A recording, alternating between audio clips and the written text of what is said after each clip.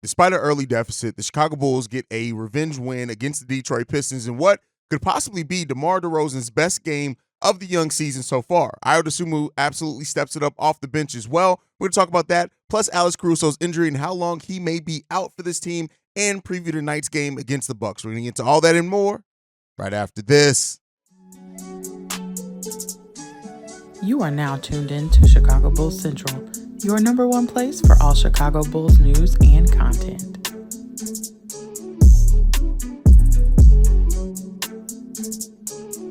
What's going on, Bulls fans? Welcome to another episode of Chicago Bulls Central, your number one spot for everything Chicago Bulls related. My name is Haize. Make sure you guys are following the channel at Bulls Central Pod on every social media platform we happen to be on. With that being said, let's go ahead and get into the content for today. So the Chicago Bulls get a win against the Detroit Pistons. There are a couple of things in this game, right, that stood out. The slow start yet again from the starters. The bench coming in, really changing the tone of that game, setting the tone defensively at least. And then really at that point in time, the Bulls pretty much rode out the rest of that momentum going forward through the rest of the game, right? The Chicago Bulls lost the first quarter 31-22 to 22 points.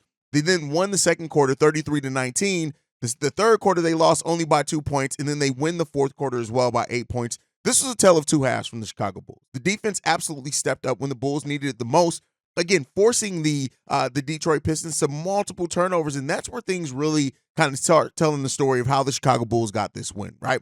The Detroit Pistons had 16 turnovers. The Bulls converted that to 25 points off turnovers, to the Detroit Pistons only getting 9 points off turnovers, and the Chicago Bulls only had 6 turnovers in the game. Second chance points as well is where the Detroit Pistons really killed the Chicago Bulls and were able to stay in this game. They had 24 second chance points to the Bulls, only 13 second chance points. But everything other than that, right? Yeah, the bench points, they killed us as well. They scored 51 points off the bench. We scored 31, but we won the points in the paint battle. We won the rebounding battle in the second half of the game. We ended up still being out-rebounded by 9 rebounds. So there's that when it comes down to it. The Bulls had more possessions as well in this game than the Detroit Pistons. So, again, the Bulls came in and they took care of the things that they needed to take care of much better in the second half. And I got to give credit to Billy Donovan. You guys know, not a Billy Donovan guy by any stretch of the imagination, but Billy Donovan had some nice rotations out there. Really, really riding the hot hand more so than what we saw for large chunks of this season. And from his time here with the Chicago Bulls in general, we got to see him really, I have to say it. I really like the way that Billy Donovan had his rotations for the most part of this game. There were still some questionable things, specifically in the first half, where I think the Bulls were still trying to find the right mix of guys. But basically from about halfway through the second quarter on, the Bulls' rotations were all on point. And Andre Drummond in this game really performing as well. 11 points, 13 rebounds, 1 assist, 2 steals from him in only 15 minutes. And that's what the special part of Andre Drummond is, right? And what he brings to an NBA team. You get him double-digit minutes, he can get you a double-double, basically. Anywhere between 15 and 18 minutes, Andre Drummond is gonna produce for you in a rate that not many backup centers can. But again, we also have to talk about Ayo Dosunmu coming off the bench in this game. 27 minutes, picking up some minutes with Alex Caruso being out. He scores 13 points. We're going to get into some of the comments on him after this, but I do want to, briefly touch on how his play as well. And then you got Patrick Williams, who was playing with energy. He was attacking the rim. That's how he got to the free throw line 6 times. Only scoring 4 points in this game, so it wasn't huge by any stretch. But again, for what it was, and Pat, the designer, my co-host over on Locked on Bulls, asked a really good question, and I had to kind of put it in perspective. He said, are you looking at Patrick Williams still as a 4th overall pick, or are you just basically judging him off what he is now? And that's kind of the point that I've gotten to, right? Is that I'm not even looking at Patrick Williams, the 4th overall pick anymore. I'm looking at Patrick Williams as a bench player because that's what he is. And what does he bring? He brought energy. He got to the free throw line. He drew some fouls. Got a steal and a block in the game. Is it 4th overall pick worthy? Hell no. But we're past the point of that. And it's up to Pat to show if he can bring anything more than that. At the end of the day, Patrick Williams right now is a bench player, and he's a bench player that is giving you something, right? Not a huge amount, not what you wanted to see, not the ceiling that we thought of Patrick Williams, but he's giving you something coming off the bench. Javon Carter only played 12 minutes in this game. He scores 3 points as well. Not a good game defensively for him. He was 1 of 4 overall from the field. Couldn't really get in rhythm. But then we have to talk about the other things. This was DeMar DeRozan's best game of the season by far, and I don't even think it was close, right? Yes, he had the game where he went in the nuclear mode in the fourth quarter and in overtime and things like that, But outside of that game, like this was probably his most complete game going through the whole game. 11 of 19 from the field, 2 of 3 from three-point range, 1 rebound, 1 assist, 4 blocks from DeMar DeRozan. And even looking outside the stat sheet, DeMar DeRozan and Zach LaVine played some pretty solid defense in this game, keeping their head up. Zach LaVine, especially when he was switched on to Cade Cunningham, did some solid defensive things out there tonight. But DeMar DeRozan's best game of the season, I think, by far. Nikola Vucevic, who had a really slow first half. I think he scored 7 points in total in the first half. He ends up with 21 points in this game, 12 rebounds, 4 assists, 2 steals, and a block. Only 1 turnover from him. Solid game as well from Nikola Vucevic. I like the way that he played in the second half of this game, and going forward, a lot of the players played better in the second half. And then I also want to talk about the production from Coby White.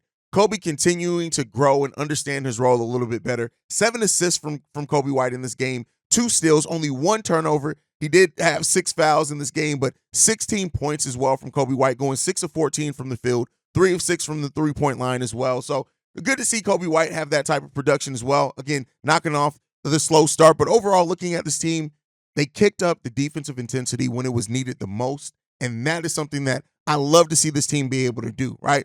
We've seen flashes of the team defense. Right now, we're still ranked pretty low in the league as far as defense, and you know that is what it is. But I love when we see this team and what they can be defensively when they kick that in and they all lock in and then they all start getting into this defensive rhythm, so to say. And it was really, really solid as well. And I like the way that Nikola Vucevic kind of, it's like he remembered in the second half, hey, Jalen Duren isn't in this game. I can actually probably, play a little bit better in this one and assert myself a little bit more. We saw that as well from Nikola Vucevic in the second half of the game. So overall, slow start from the starters. Bench set the tone yet again, continues to be one of the strongest things of the Chicago Bulls team. And one player coming off that bench that I touched on a little bit that I want to go back to is Ayo Dosunmu. Ayo Dosunmu took advantage of the minutes that were there with Alex Caruso being out in the game. And DeMar and Ayo talked about Ayo Dosunmu and his game after it, and we're going to go ahead and play that clip now. It was big. I told him I had checked in for him, I think in the second quarter. And first thing I told him coming out was, that quarter was because of you. The energy he brought, getting out in transition, getting those layups, getting those steals. I let him know.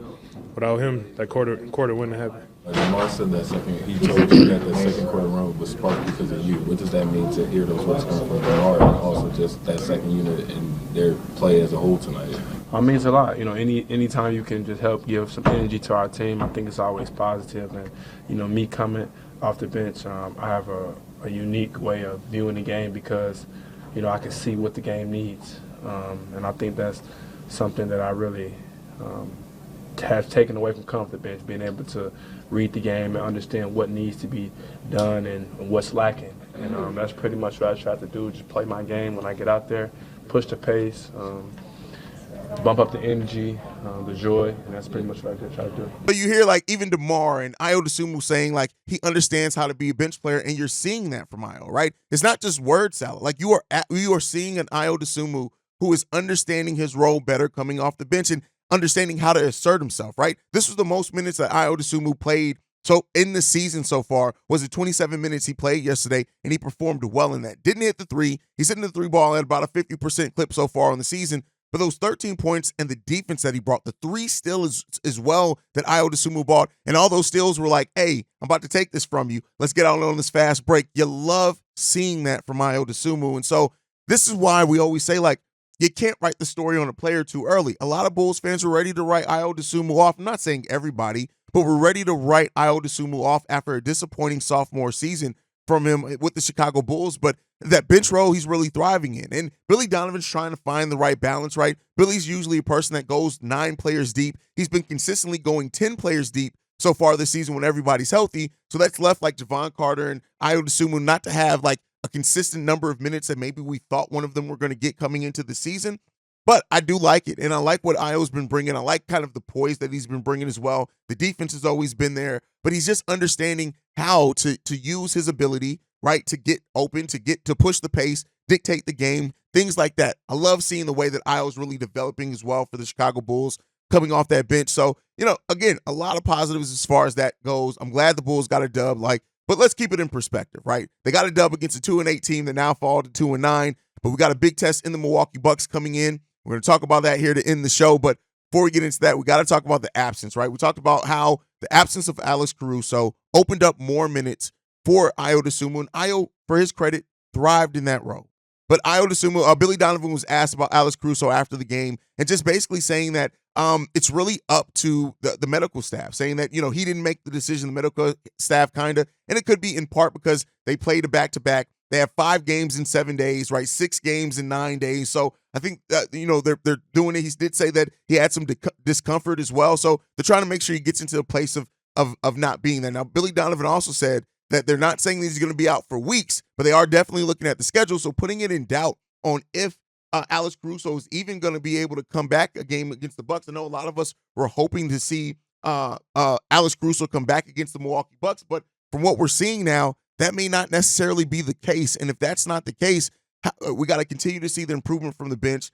Do those minutes keep going to Ayo? Does Javon Carter play a little bit better? Does he get a little bit more minutes, right? It may come down to whoever's having the hot hand on playing the most minutes. So that's something to also look out for as this game continues to go on. I mean, as this period continues to go on, the Bulls play a lot of games in a condensed amount of time. And so I'll be interested to see if Alex Caruso does travel with the team out to Milwaukee. And if he does he end up playing? That's a team that also could be missing Dame in that game. So let's go ahead and preview that, right? So against the Milwaukee Bucks coming down tonight, the second of a back-to-back, Dame Lillard may or may not play, still listed as questionable. But the things for the Chicago Bulls to do in this game, they got to do a lot of the things that have been working for them so far on the season, right? They have to look to really dictate the game defensively. If they can force turnovers, the Chicago Bulls right now are averaging the fifth most forced turnovers by their opponent in the league. They're forcing 16 turnovers per game. The highest is 17 per game. So the Bulls aren't that. They're one turnover forced away from leading the league in turnovers forced per game, and they're scoring solid points off turnovers as well. And that paired with second chance points, because we are offensively rebounding the ball much better than what we did at parts last season. Those are things that the Bulls can use to get themselves in gear when it comes down to it. So can they do that, right? That's something that you have to look at with the Chicago Bulls. And so, the defense is going to be highly important, whether Dame plays or does not play. You got Chris Middleton. He's played in 7 games so far this season. He's averaging 11 points, kind of finding his role, much like many players are on that team with how much change has come through that team. But the Bulls have to come in, shoot the ball effectively and efficiently, which they did in this game, shooting 48% overall from the field in the game against the Detroit Pistons and 36% from 3. Is that amazing numbers? No, but again, those are solid numbers that are showing the efficiency, taking the right shots rather than just taking shots to take them. And so that's what we need this Bulls team to be focused on. Can the core 3 play well? Which in the games and wins that we had against the Milwaukee Bucks last season, the core 3 played pretty much well in that game. Can you go to Nikola Vucevic? Brook Lopez, Bobby Portis, they give Nikola Vucevic fits. That's understandable. But can you go to him? How do you use him in that game? The bench as well. Right now, looking at the bench for the Chicago Bulls and the Milwaukee Bucks, Jay Crowder's probably going to be out. So they got Bobby Portis, Pat Connaughton, Marjan Beauchamp, and Cam Payne coming off, really kind of leading the unit coming off that bench. And I really like the Bulls bench against that bench unit. So starters, we'll see what happens with Dame Lillard, if he plays or if he doesn't play. But it really doesn't change much. We have to throw consistent defense at this team. And Giannis is going to kind of do what Giannis does. It'll be interesting to see how Torrey Craig defends Giannis. As before we've had Patrick Williams in there. Patrick Williams has done an okay job in spurts against Giannis Antetokounmpo. He still basically gets his numbers. But you guys know, if you've been following me for a while, every time we play the Bucks, it comes down to this one thing for me. It's not about stopping Giannis Antetokounmpo. To me, it's about how you control everything else around Giannis, because Giannis is going to do what Giannis does typically, right? You can only do so much of slowing Giannis Antetokounmpo down. So I'm really looking at how the Bulls defend the rest of that team. I think that's going to be hugely important for the Chicago Bulls team to really step up and give big effort on that defensive side of the ball, rebound the ball, limit your turnovers. The Bulls are doing an okay job this season at limiting turnovers after really starting off rocky as far as turnovers per game. They've really, over the last 3 games, have really gotten those turnovers per game down. Let's see if they can continue to do that. We hope so with the Chicago Bulls, because you don't want to allow a team like the Milwaukee Bucks to get out and transition on you and use turnovers to turn that into points, right? You don't want to do that. So, we'll see what the Bulls can do. Let's hope that they can, turn those type of things around. Look at what they do defensively in this game. Also, Billy Donovan's rotations, as he continue to use the hot hand. This is another team where right now I think that Andre Drummond's going to be key in this game as well. And surprisingly enough, I just looked it up. The Chicago Bulls are surprisingly averaging the least amount of turnovers in the league right now. They're averaging 11 turnovers per game. Keep in mind, we've had like 3 games in a row of single-digit turnovers. So the fact that we are the lowest team in turnovers per game is showing how the Bulls are really taking care of the basketball. That has to continue while we're forcing 16 turnovers per game. So the Bulls got to keep on with that, right? Be solid in that, thrive in that role, thrive in execution in this game. Because, listen, execution is the name of the game when you're facing off against the Milwaukee Bucks. Zach LaVine, DeMar DeRozan, Nikola Vucevic are going to be key in this game. But also don't overlook the starters and what they bring, especially Torrey Craig and Kobe White. Defensively, moving the ball around, things like that, hitting their open shots is going to be hugely important as well in this game for the Chicago Bulls. And let's hope that the Bulls come in with this one and understand the sense of urgency, right? You can't allow against a team like the Milwaukee Bucks, especially if Dame plays, for them to get out on a huge lead for you like you did against the Detroit Pistons. That's a bad team. You're able to come back on that. You're not going to be able to come back against the better teams in the NBA, allowing yourself to get down to early deficits like that. Now, the Milwaukee Bucks have been having their own struggles so far this season, and that's why the Bulls need to try to take advantage of it. Right now, the Milwaukee Bucks are 5-4 on the season. They need to continue to take advantage of the Bucks that are still trying to figure out some things with this new makeup of their team. You got role players that are stepped into bigger roles. Grayson Allen's gone now for this team, right? So you got Pat Connaughton stepping into a bigger role. You got Cam Payne, who wasn't even on that team last year, stepping into a role for that team. So the Bulls have to control what they can control. You have to execute. Also looking at Billy Donovan and how he manages the rotations and the defensive adjustments in this game as well, because the Bucks are going to try to shoot it on you, right? And Bobby Portis and what he's able to do and kind of dictating some things coming off the bench is going to be huge for this Bulls team as well. But that's kind of my thoughts on it. Right now, the Bulls sit at an interesting, they're 4-6 on the season, right?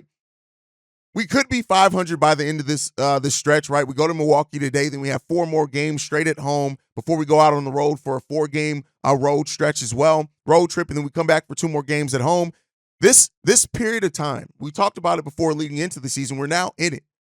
From now into the next basically month, from now into mid-December, it's going to be a tough schedule for the Chicago Bulls. And seeing how they step into the schedule and really kind of how they come out of it is going to be telling for the front office. It's going to be telling for fans. It's going to be telling for a lot. So, we need to see that. And if this core 3 can start playing a little bit better together than what they have over the course of the season, let's hope that that's the case, man. But that's my time for today, guys. Thank you so much for tuning in to another episode of Chicago Bulls Central. Make sure you guys are following the show at Bulls Central Pod. You can send us any feedback, questions, comments, concerns, bullcentralpod@gmail.com. Lastly, if you want to leave a text message and or voicemail for the mailbag, the number to do so, 773-270-2799. We are the number 1 spot for everything Chicago Bulls related, thanks to you guys. And like I like to end every episode on, go Bulls. Love you guys.